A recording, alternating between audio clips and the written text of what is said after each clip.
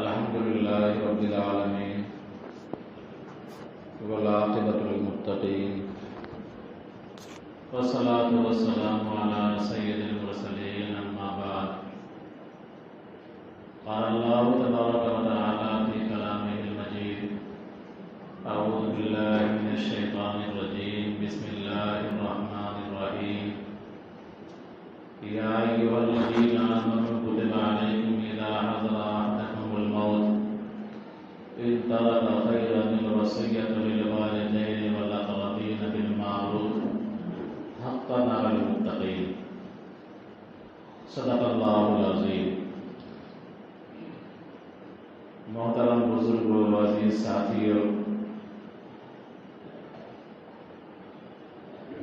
کئی ہفتوں سے آپ حضرات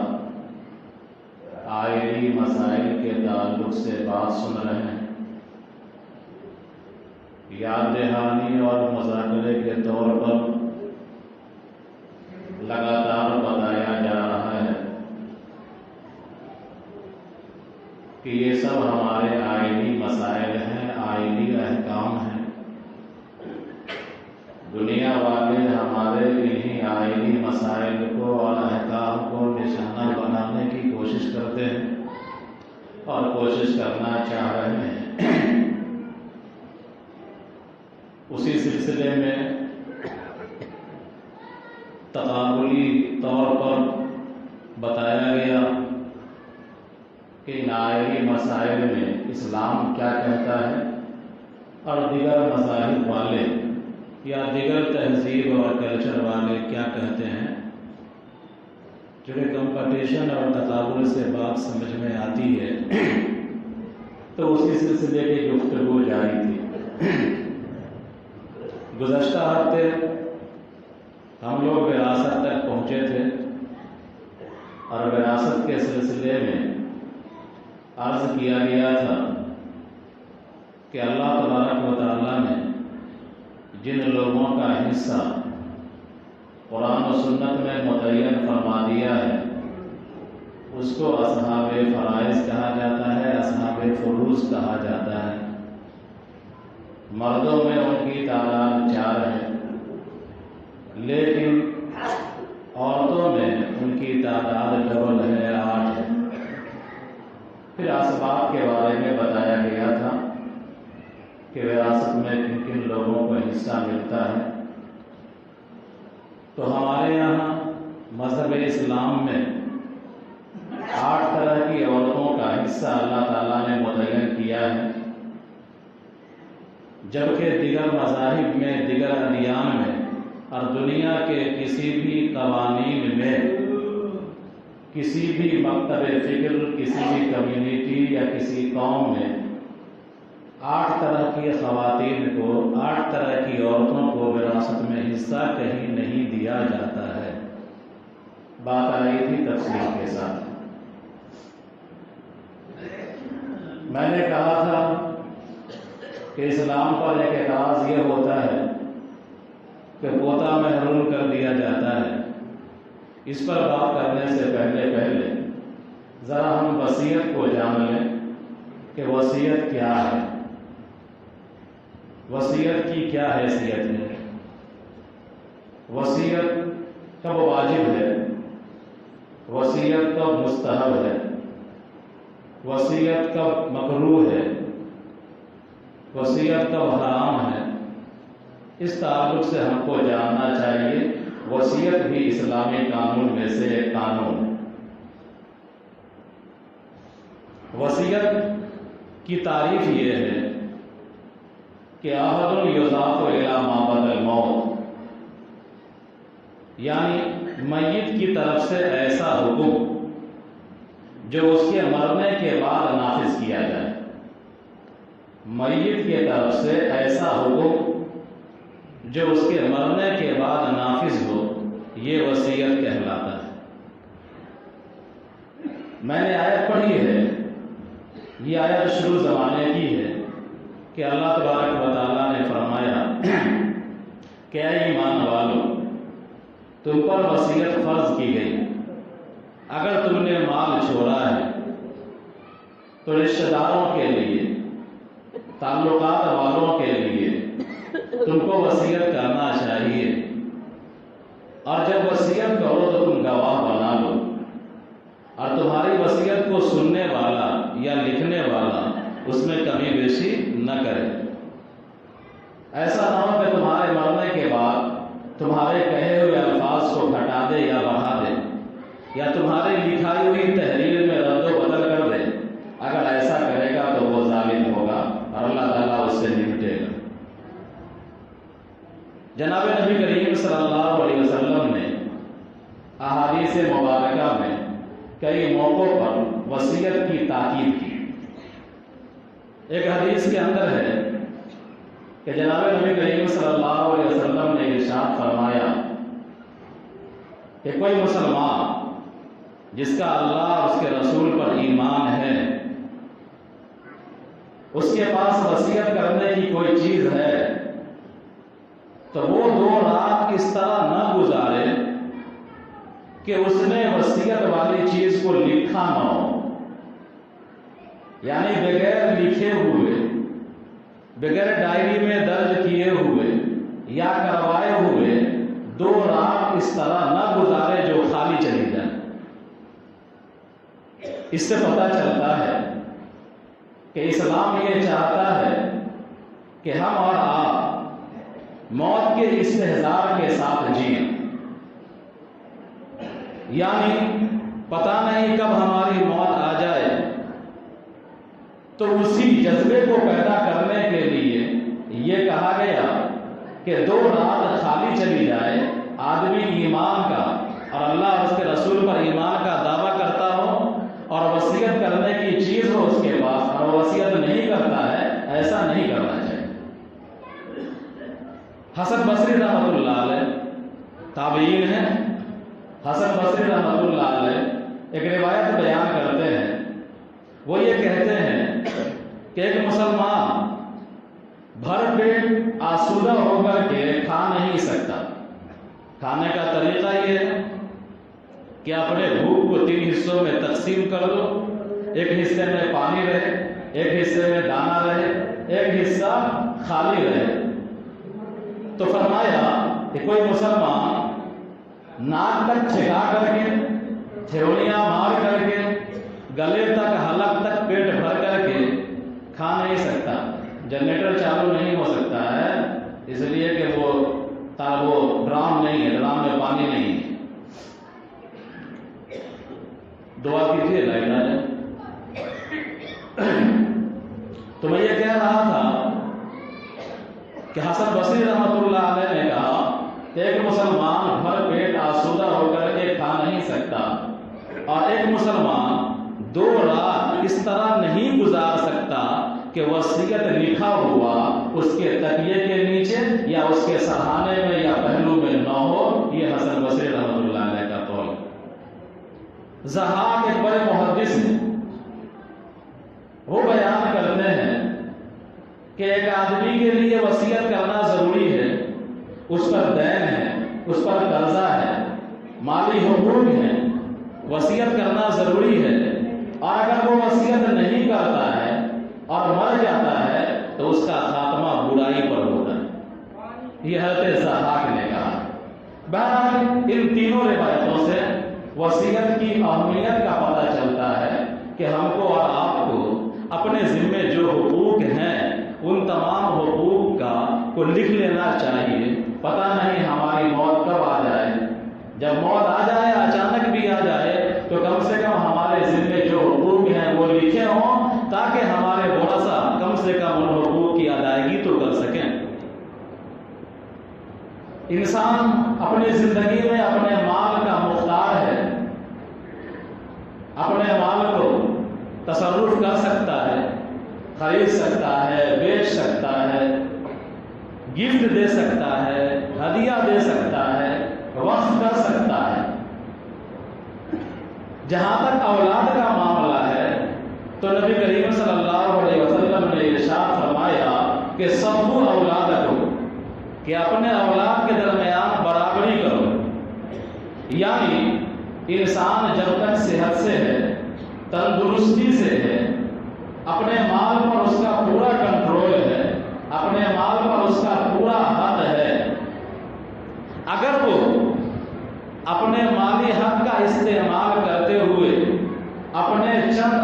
اولادوں میں سے کسی ایک کو زمین کا کوئی حصہ دیتا ہے تو یہ گفٹ کہلاتا ہے، ہدیہ کہلاتا ہے۔ اور ہدیے کے بارے میں جناب نبی کریم صلی اللہ علیہ وسلم نے فرمایا سووا اولادکم، کہ اپنے اولاد کے درمیان برابری کرو۔ جس طرح تم کھانا تقسیم کرتے ہو اپنے گھر میں، تمہاری فیملی بچوں کے درمیان کھانا تقسیم کرتی ہے، تو یہاں بھی عدل ہونا چاہیے۔ اگر 2 روٹی دینا ہے تو لڑکا لڑکی سب کو برابر دیا جائے۔ ایسا نہیں کہ لڑکے کو تو زیادہ کھلا دیا اور لڑکی ہے وہ دیکھ رہی ہے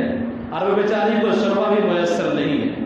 یہ ہم نہیں کر سکتے، اللہ پکڑ کرے گا۔ تو آپ زندگی میں آپ کو اپنے مال پر کنٹرول حاصل ہے تو اپنے اولاد میں کسی ایک اولاد کو ترجیح دیتے ہوئے اگر کچھ مالی گفٹ کرتے ہیں تو آپ کو دوسری اولاد کو بھی ایسا گفٹ کرنا چاہیے، برابری کرنا چاہیے۔ حضرت نعمان بن بشیر رضی اللہ تعالیٰ عنہ، تمہید باندھ دیتا ہوں، بات اگلے ہفتے کریں گے۔ حضرت نعمان بن بشیر رضی اللہ تعالیٰ عنہ بڑے صحابی ہیں، ان کے ابا کا نام بشیر،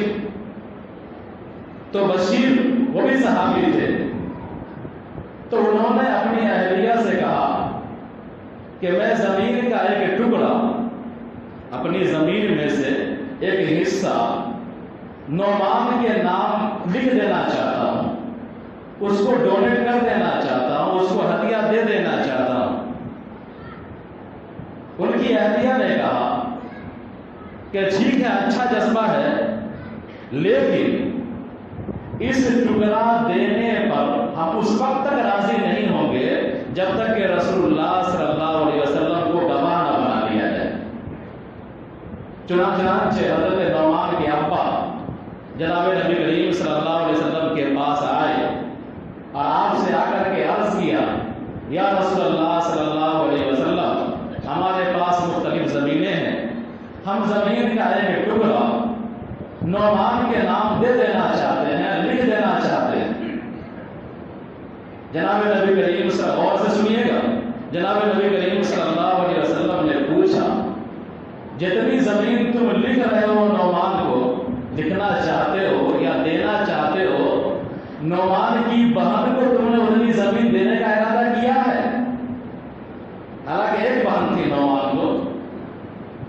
تو حضور نے پوچھا کہ نعمان کو تم جتنا ٹکڑا دینا چاہتے ہو،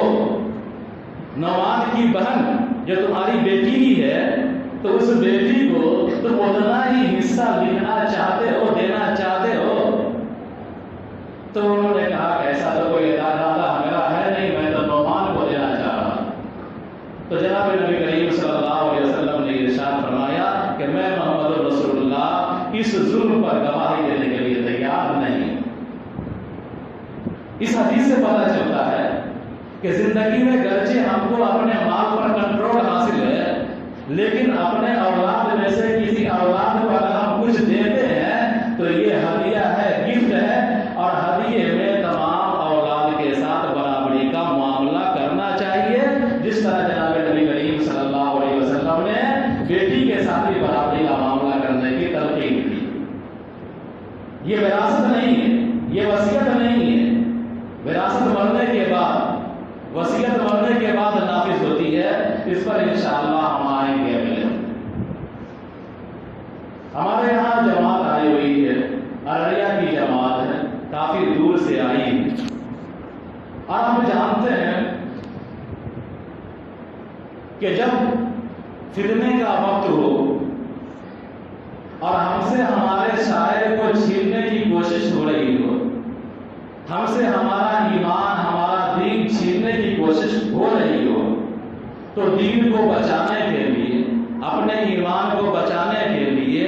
ایمانی عمل میں اور مضبوطی سے لگنا ہے، یہ عین عقل کی بات ہے۔ دفاع کرنا، دفاع تو ہم کریں گے ہی، حتی المخلوق ہم دفاع کریں گے، جتنا بس میں ہوگا اتنا دفاع کریں گے، کوئی ہمارے احکام کو بدل نہ سکے۔ لیکن ہم پر یہ ذمہ داری ہے کہ اگر ہم سے ہمارا کوئی دین چھین رہا ہے، اگر ہم سے ہمارا اسلام چھین رہا ہے، تو ہم اسلام کو اور دین کو مضبوطی سے تھامیں۔ ایک چھوٹا بچہ بھی اگر اس کے پاس کچھ پیسے ہوں اس کے پاس کوئی قیمتی چیز ہو، آپ کوئی طاقتور آدمی اس چھوٹے سے بچے سے بھی کوئی چیز چھیننا چاہتا ہے تو وہ بچہ اس چیز کو مٹھی میں پکڑتا ہے مضبوطی سے، پھر اس کے بعد وہ جھک جاتا ہے، جھکنے کے بعد اپنا ہاتھ اپنے گود میں گھسا لیتا ہے تاکہ مار کھا جائے لیکن وہ چیز ہاتھ سے نہ چھوٹے۔ ایک بچے کے اندر بھی یہ جذبہ ہوتا ہے، تو ہم کو اور آپ کو بھی یہ جذبہ اپنے اندر پیدا کرنا چاہیے کہ جس وقت ہم سے اسلام کو ہمارے بارے میں کوشش یہ ہو رہی ہو کہ مسلمانوں کو اسلام سے دور کر دیا جائے، مسلمانوں سے اس کے ایمان کو چھین لیا جائے، مسلمانوں کو مرتد بنا دیا جائے، بیٹیوں کو مرتد بنا دیا جائے، تو اس وقت اپنے اسلام کو مضبوطی سے تھام لینا اور اس بچے کی طرح جھک کر کے اپنے اسلام کو گلے لگا لینا، اسلام پر عمل کرنا، ہر حکم کی خبرگیری کرنا، ہر حکم کو اپنی زندگی میں اتارنے کی کوشش کرنا، یہ انتہائی عقلمندی کی بات ہے۔ ہم کو اور آپ کو ایسا کرنا چاہیے۔ بدقسمتی ہے ہماری کہ آج پوری بستی میں جائزہ لے لیجئے، پوچھ پاچھ کر لیجئے تو ہم کو نہ کرنے کا پتہ ہوتا ہے، نہ نماز کا پتہ ہوتا ہے، نہ روزے کا پتہ ہوتا ہے۔ روزے کا مطلب بھوکا رہنا سمجھتے ہیں، نماز کا مطلب صرف کھڑا ہونا، جھک جانا اور سجدہ کر لینا، یہی اتنا ہی سمجھتے ہیں۔ تو ایسے وقت میں جبکہ ہم دین سے دور جا چکے ہیں، دنیا ہم سے کو دین سے دور کرنا چاہتی ہے، تو ایسے وقت میں اسلام کو تھامنا اور اسلامی احکام کو سیکھنا، کلمہ کو سیکھنا، نبی کریم صلی اللہ علیہ وسلم کے بابرکت نام کو یاد کرنا، آپ کے خاندان کو یاد کرنا، آپ کی سیرت کو پڑھنا، اپنے بچوں کو سیرت کے واقعات سنانا، نبی کریم صلی اللہ علیہ وسلم کے حال و احوال بتلانا، علماء کے پاس بیٹھنا، جماعت آئی ہوئی ہے اس جماعت کو غنیمت سمجھ کر کے ان کے پاس بیٹھ کر کے ان کا وقت لے کر کے کچھ سیکھنا، یہ عین ایمانی عمل ہے، ایسا ہم کو کرنا چاہیے۔ تو امید ہے کہ آپ حضرات عالیہ کی جماعت ہے اس پر توجہ دیں گے اور انشاءاللہ ان کے کاموں میں بھی تعاون کریں گے اور وقت نکال کر کے ان کے پاس بیٹھیں گے بھی اور زیادہ سے زیادہ ان سے کام لینے کی کوشش کریں گے انشاءاللہ۔ ایک دوسری بات آپ سے عرض کرنی ہے کہ آپ لوگوں نے خبریں سنی ہوں گی کہ دلی کی جو ہماری وقت پراپرٹیاں ہیں بشمول جامع مسجد، بشمول کئی عیدگاہ، بشمول کئی قبرستان، بشمول کئی درگاہ، سرکار اس پر بری نیت رکھے ہوئی ہے شروع ہی سے، کیونکہ جب یہ لوگ لال قلعہ کے فصیل پر چڑھتے ہیں ترنگا لہرانے کے لیے، تو لال قلعہ کے فصیل پر چڑھنے کے بعد سب سے زیادہ جو شو کرتا ہے سامنے وہ جامع مسجد کا گنبد ہوتا ہے، کبھی جا کر کے دیکھ لیجیے گا۔ تو جامع مسجد کا گنبد ان کو کھٹکتا ہے، ان کے دلوں میں چبھتا ہے، کانٹے کی طرح ان کے آنکھ میں چبھتا ہے، تو یہ وقت کی پراپرٹی کو ہڑپنا چاہتے ہیں۔ اس سلسلے میں نوٹیفیکیشن وغیرہ ہوا، بہرحال ہمارے جو اکابرین ہیں، ہمارے جو قائدین ہیں، یہ وقت بورڈ کے جو ذمہ دار ہیں وہ قانونی لڑائی لڑ رہے ہیں، لڑیں گے انشاءاللہ۔ ہم لوگ دعا بھی کریں کہ اللہ تعالیٰ ہماری وقت کی پراپرٹیوں کو محفوظ فرمائے، ایسا بندوبست کر دے۔ لیکن کرنے کا کام ہمارے اور آپ کے لیے بھی ہے کہ اپنے طرف سے ہم کوئی موقع نہ دیں۔ جو مسجد کی زمین وقف نہیں ہے اس کو وقف کرا لیں، جو رجسٹر نہیں ہے اس کو رجسٹری کرا لیں، جو عیدگاہ کی زمین ہے یا جہاں بھی ایسی زمینیں ہیں جس پر ہماری ملی عمارتیں ہیں یا ہماری مساجد ہیں، ان کے کاغذات کو درست کر لیں۔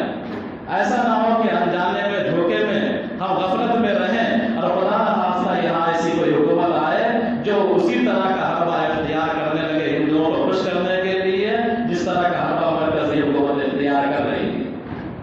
ملک کے اندر کچھ کرنا نہیں ہے، نہ روزگار دینا ہے، نہ لوگوں کے مسائل کو حل کرنا ہے، نہ ملک کو ترقی کی راہ پر لانا ہے، کچھ کرنا نہیں ہے، بلکہ ان کا منشا یہی ہے کہ ہندوؤں کے جذبات کو تسکین پہنچاؤ کہ مسلمان کو ہم پیڑے ہو رہے ہیں، پریشان کر رہے ہیں، اس لیے آئے دن وہ ایسے شوشے چھوڑتے رہتے ہیں۔ تو ایسے وقت میں ہم کو چوکنا رہنا ہے، بیدار رہنا ہے، جہاں جہاں زمین کے کاغذات مسجدوں کے، مدرسوں کے، چاہے جہاں بھی ہیں درست نہیں ہے، ان کو درست کرنے کی کوشش کرنا چاہیے، اس سلسلے میں لگنا چاہیے۔ ذمہ داروں کو جو ہوشمند لوگ ہیں ان کو بیٹھک کر کے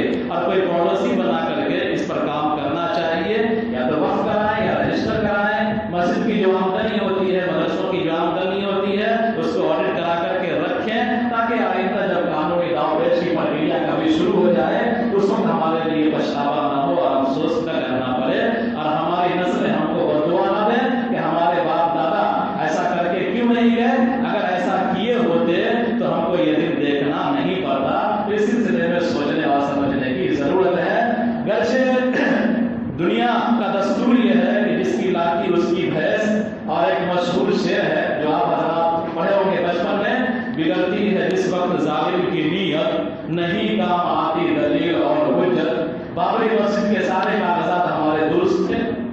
سپریم کورٹ نے سب کچھ مانا، ہماری تمام باتوں کو مانا،